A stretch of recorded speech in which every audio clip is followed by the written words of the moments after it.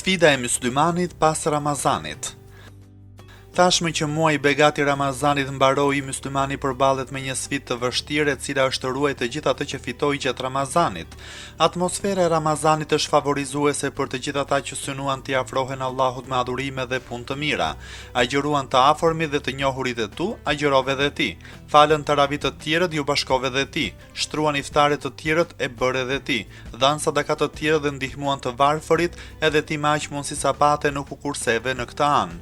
Në fund të Ramazanit jam i sigurt që u ndjeve më besimtar dhe më i devotshëm se sa para fillimit të agjërimit.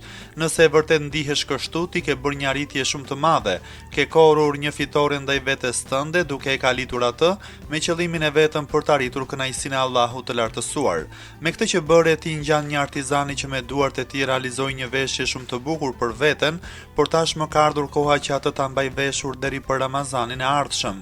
Ashtu edhe ti, unë dhe çdo kush tjetër që u përpoq gjatë Ramazanit me agjërim, lexim Kurani, falje namazi, sadaka e të tjerë, të përpiqemi që çfarë bëm në Ramazan të mos mbetet vetëm në Ramazan, por edhe në vazhdimsi.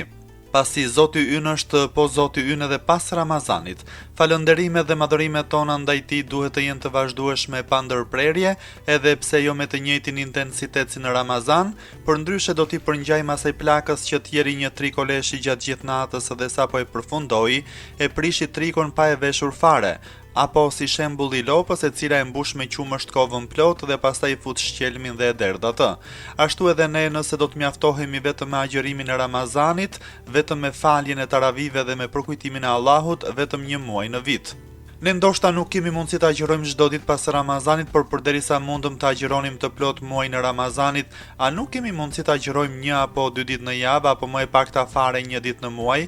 Ne që lexuam të gjithë Kuranin gjatë Ramazanit, ku i bie kemi lexuar 20 faqe në ditë, pasi gjithë Kurani ka 600 faqe dhe e kemi mbaruar për 30 ditë, a nuk kemi mundësi që jashtë këtij muaji të bekuar të lexojmë nga 2 faqe në ditë? Kështu në fund të çdo muaji do kemi lexuar 60 faqe dhe ende pa mbritur Ramazani i ardhshëm, do e kemi lexuar të plot të gjithë librin e Allahut. Ne patëm vullnetin e hekur gjatë Ramazanit i falnim taravit 8 apo 20 rekate, përveç namazeve farze, obligative, dhe këtë e bëm pa pushim për gjatë 30 ditëve të këtij muaji. A nuk e kemi mundësinë që jashtë Ramazanit bashkë me namazet farze të falim edhe sunetet?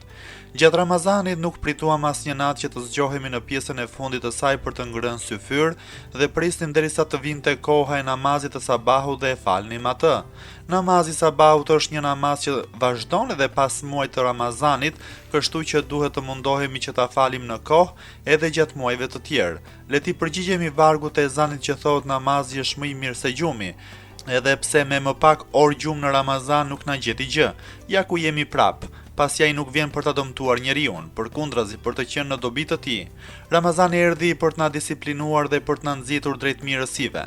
Në Ramazan e gjetëm mundësinë për të agjëruar, e gjetëm kohën për të lexuar Kur'an, për të falur namaz, për të shtruar iftare, e patëm mundësinë për të dhënë sadaka dhe për të qëndruar pranë shtresës në nevojë. Këto kohë dhe mundësi, ne mund t'i posedojmë edhe në muajt e tjerë. Mjafton t'i avëm qëllim vetes dhe të bëjmë çfarë kemi në dorën tonë për ta realizuar dhe kemi për ta parë që dhe Allahu ka për të na lehtësuar kryerjen e çdo adhurimi dhe vepre të mirë. Allahu që na e lehtësoi agjërimin e Ramazanit ka mundësi të na lehtësojë agjërimin edhe në ditë të nxehta të korikut apo të gushtit. Ka mundësi të na e lehtësojë kryerjen e adhurimeve ditën dhe natën.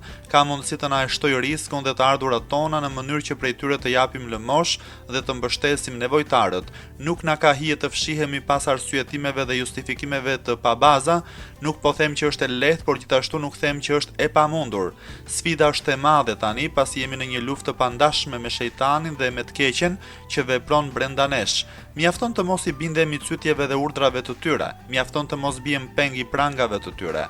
Allahu na e lehtësoft të gjithëve të ruajmë me fanatizëm dhe me vendosmëri gjithçka që arritëm me mund, mishë dhe me shpirt, për gjatë ditëve dhe netëve ndriçuese të muajit të madhërisëm të Ramazanit.